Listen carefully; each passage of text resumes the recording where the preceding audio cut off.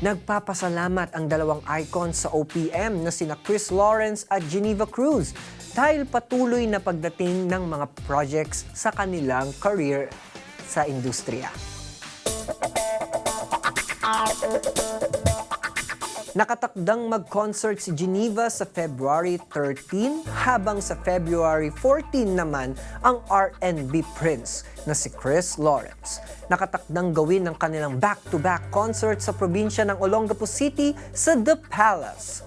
King of Hearts ang titulo ng concert ni Chris habang Queen of Hearts naman kay Geneva.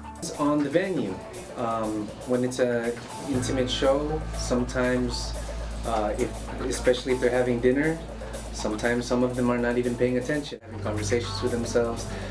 If they're at a show, sit-down show, then that's when they're paying attention, and the audience is actually different. It also goes with age difference, age brackets. It depends who your target audience is when you're performing. So selection of songs would have to go, you would have to choose according, to your target audience, and you're there to do a show and give up. Sa kung ano yung uso ngayon, and then kailangan dagdagan ng mga 50s, 70s, 80s, 90s, and era na. Sobrang dami na rin kasi may sarili na kaming band. So, tsaka dancers. So, kapag may mga bagong shows, tawagan na lang.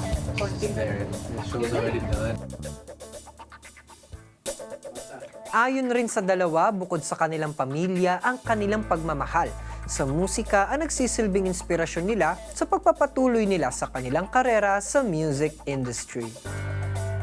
Pagmamahal sa craft, pagmamahal sa musika.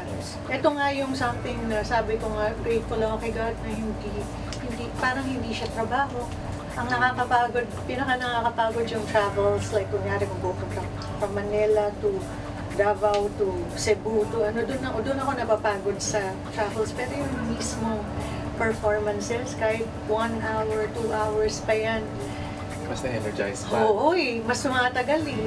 Mas tumatagal kami kasi nga sobrang enjoy kami at yun nga, dahil totoo kami na mahal Doesn't namin. feel like yun. work. Sa ngayon, active din si Geneva sa kanyang acting career habang si Chris ay abala sa iba't ibang music tours at paghahanda sa paparating pa niyang malaking concert sa Abril.